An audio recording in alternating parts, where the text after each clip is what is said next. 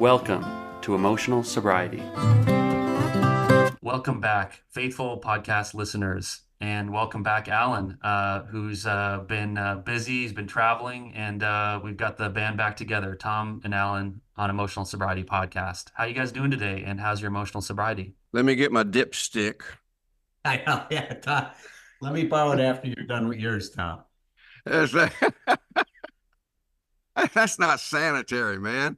It's like, Well, it depends where you stick that dick stick, Tom. Get your head out of the goddamn gutter, would you? God, this is a Saturday. The day well, before let's Father's put Day. it this way. It's got to go in there where we're going to find something out about my emotional sobriety one way or the other. There's no guarantee, buddy. It's Where like, that go? What orifice that might enter, right? We won't yeah, do that. absolutely. No, Oh my God, buddy. I've got no complaints that would hold up in court. I feel like I'm smooth sailing, enjoying nice weather on in the summer on the farm. So nice weekend. Yeah, cool, man. Yeah, I woke up. I feel solid today too. My legs getting better. I'm finally walking around without a cane.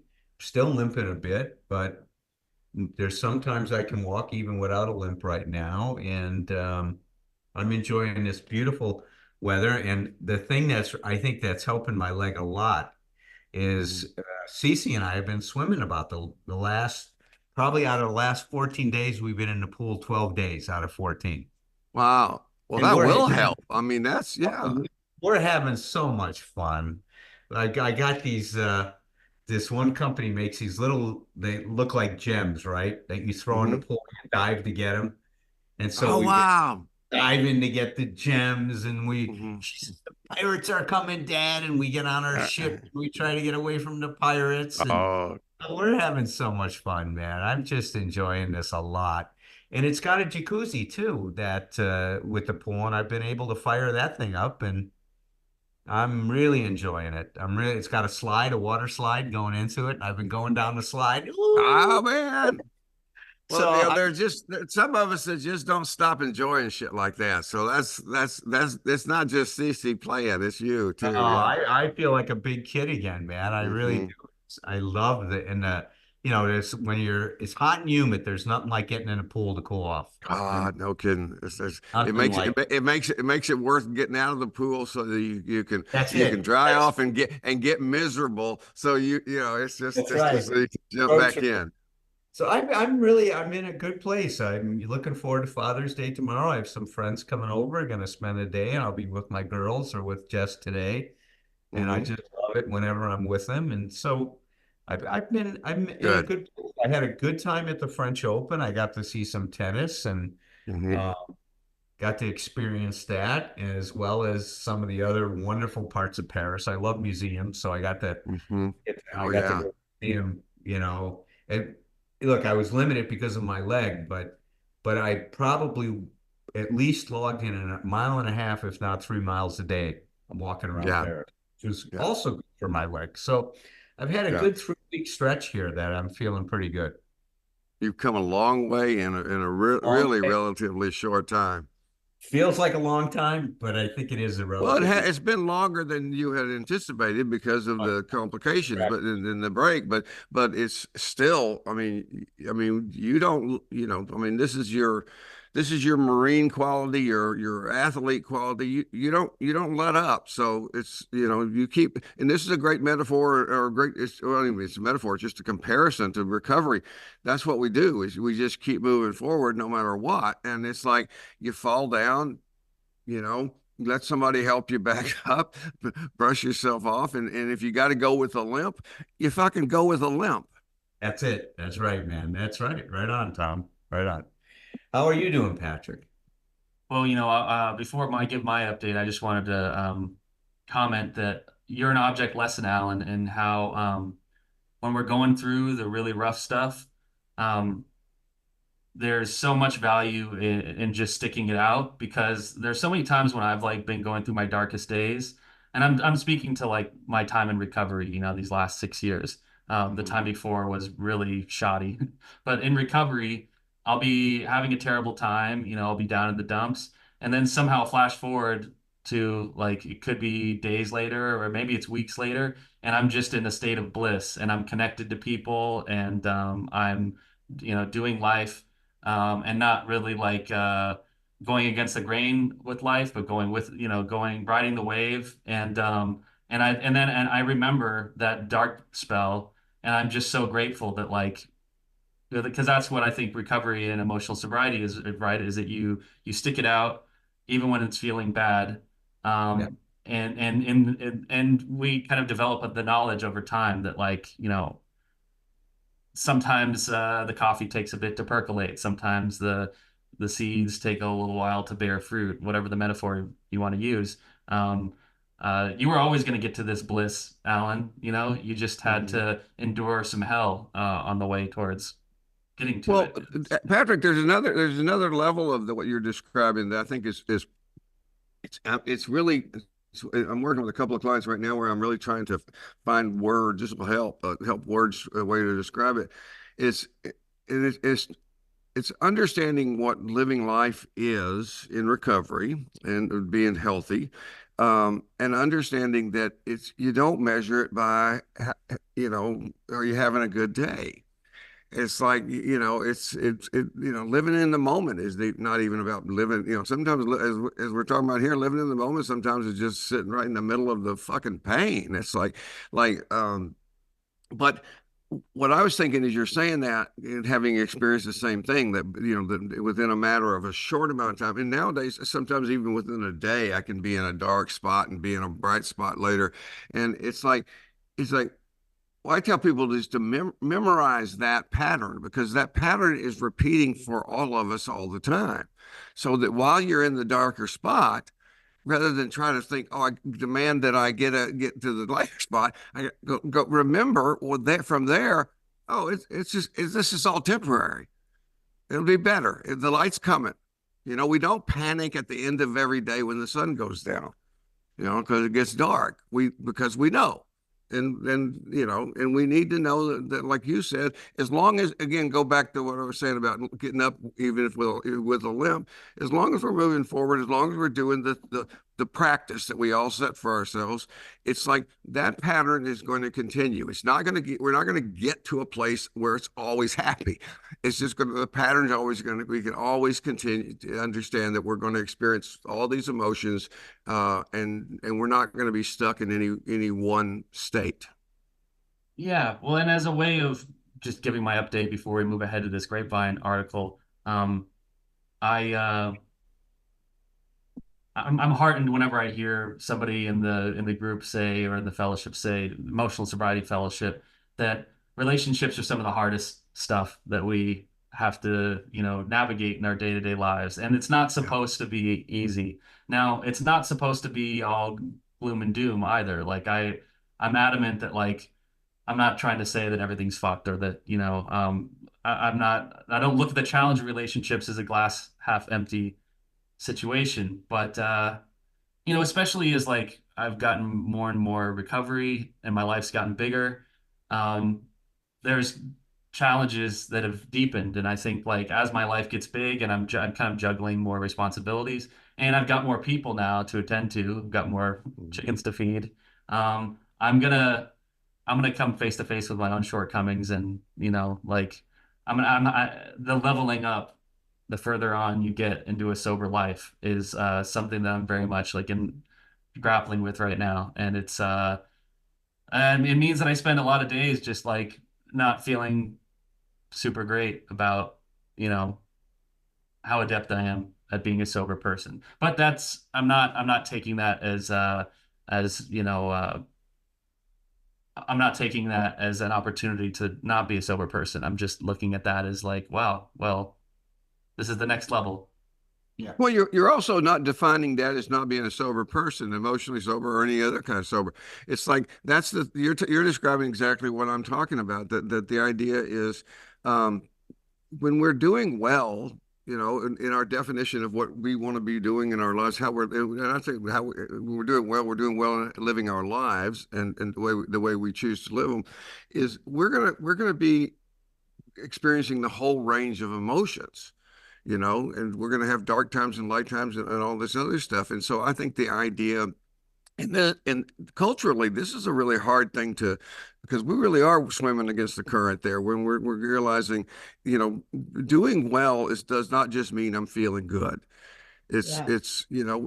Patrick, you and I were talking about that ahead of time with a person that you and I know, and I was saying, she's always doing better than she thinks she is, and you said, and you'll get this, Alan, and Patrick said, I hope that's true for me, and of course, I just went, shit, it's we may have invented that concept for you, man.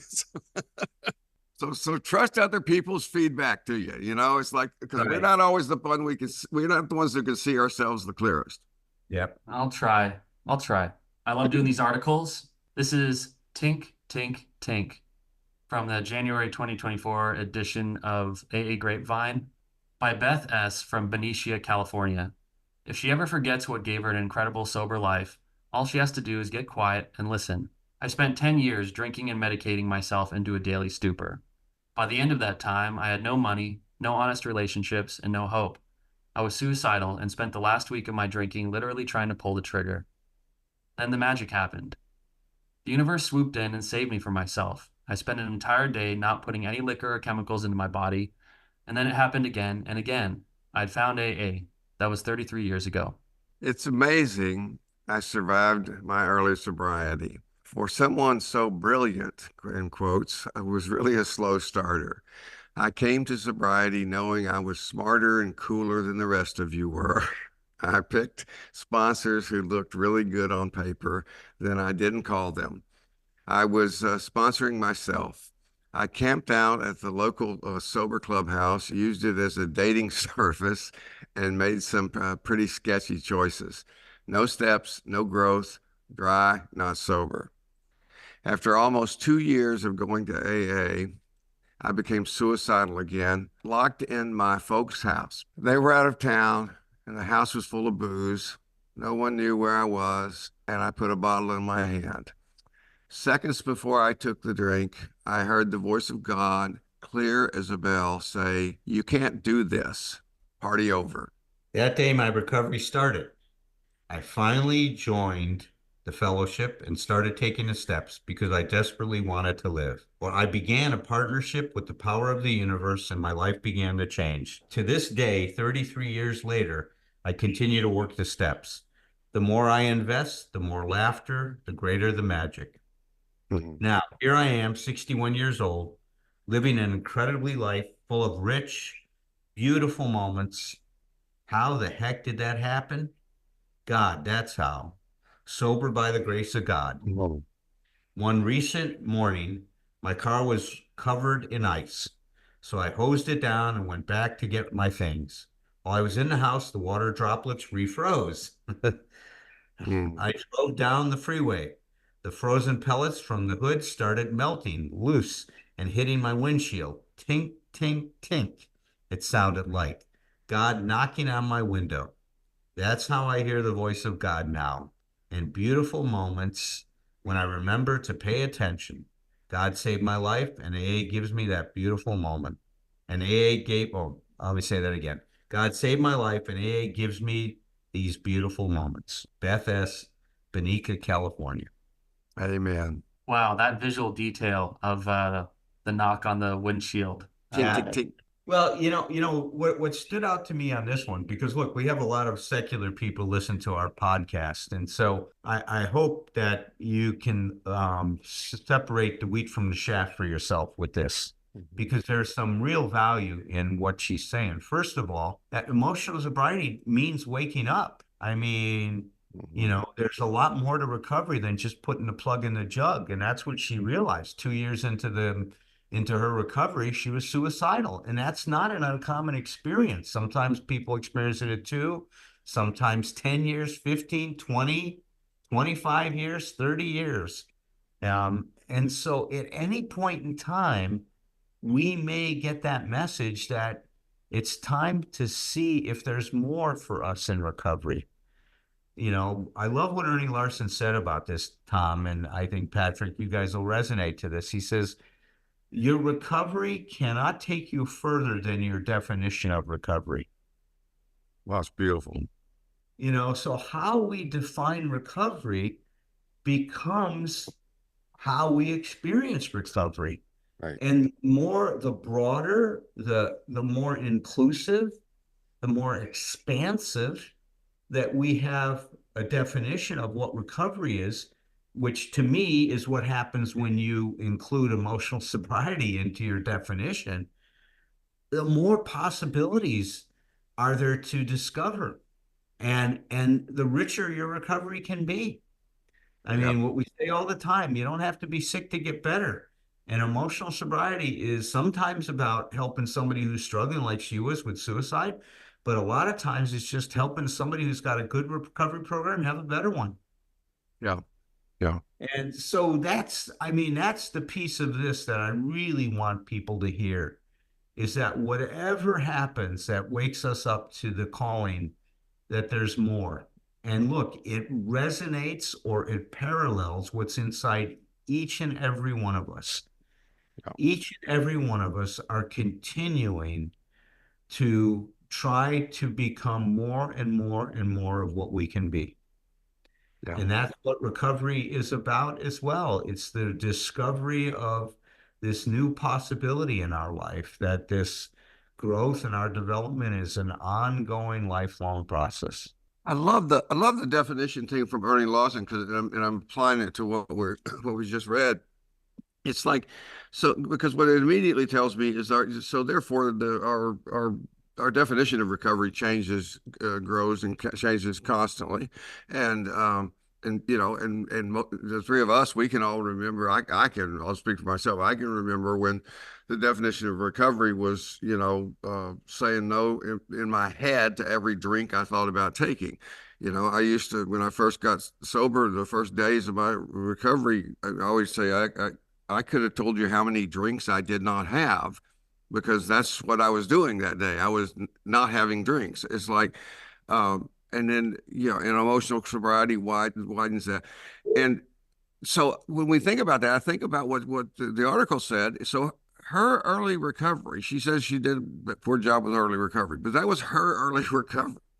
That's what it was. And she came to the clubhouse. She got dates, and she's still, as we say, she's still doing field research. She's still learning.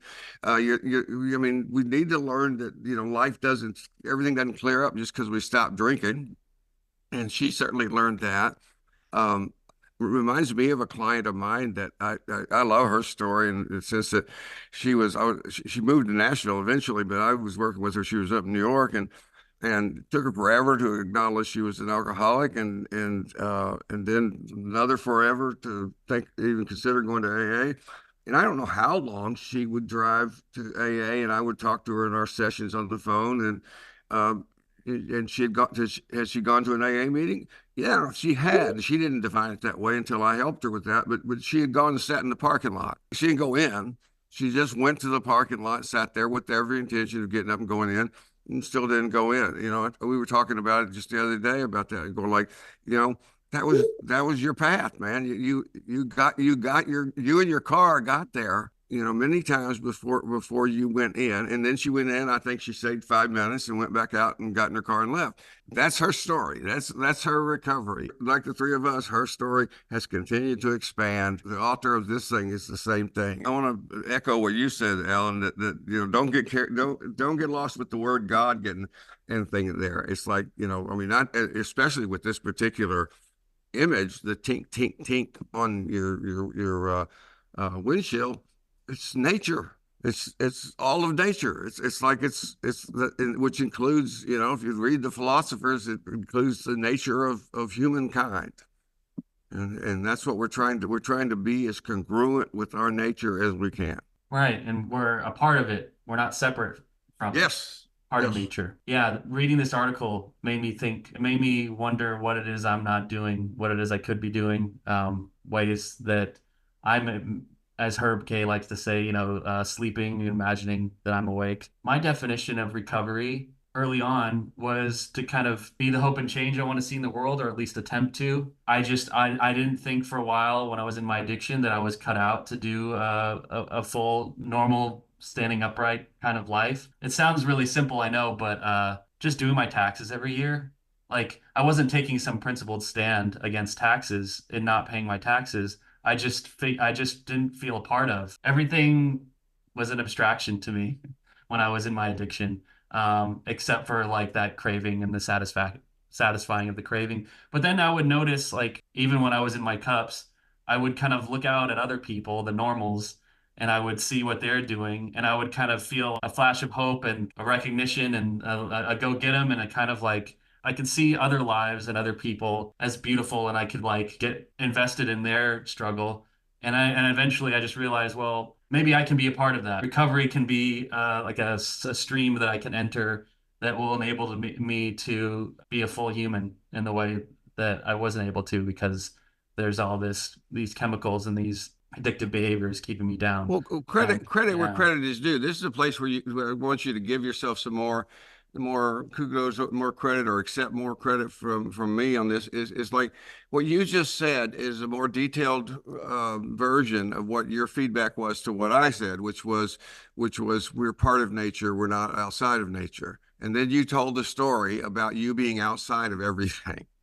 Not belonging, not even that. It's like, and then, it also, the second, if there's a three act story, it's like the second act was you at the window looking in at other people and seeing something, and considering the possibility, you sitting in the parking lot, of life. Maybe I could go in there, uh, and and you're fully in now. It's like, not only that, when I was but what I was saying, when I was saying what I said before, and your immediate response was that you didn't go through any cognitive process to get to that. It was just, yes, you're not outside of nature. You're part of nature.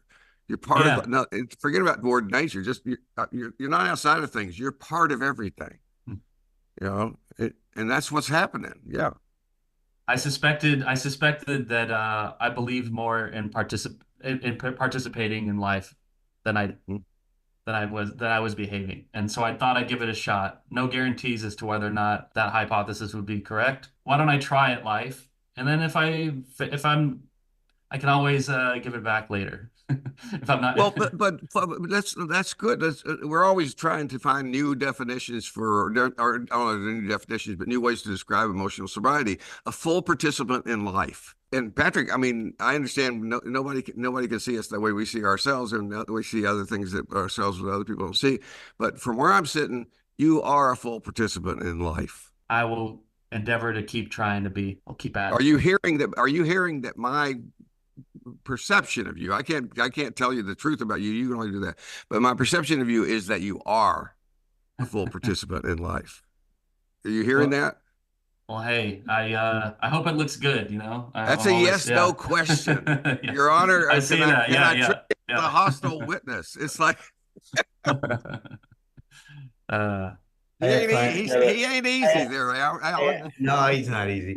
I had a client the other day say, I hate myself for hating myself. oh, Oh God, yeah. I feel that. Yeah. Beating ourselves up in layers. But to me, I appreciate you saying that, because that I use that one all the time, because the idea, about my should monster and stuff, is what I realized is you just get in at the layer that you can get in. And so what I basically got to was I could observe myself telling myself I was a piece of shit instead of telling myself I was a piece of shit for being a piece of shit. And once you can just get that observer place, oh, there I am beating the holy crap out of myself Yeah. again, you're in a better place. Well, look, let's see how many articles we got left in the Save Aid Grapevine. I mean, I think we're getting near the end. We got the next one called Life Goes On. Another one after that is Batter Up. There's a couple small ones. We'll probably do the last two articles at the same time because they're just half pages. Okay, cool. I'm loving doing this. Happy Father's Day, Alan, Yeah, Thank happy you. Father's Day. Thank you, guys. and to all the fathers. Tend your life, tend your myth. Cultivate your narrative with whomever you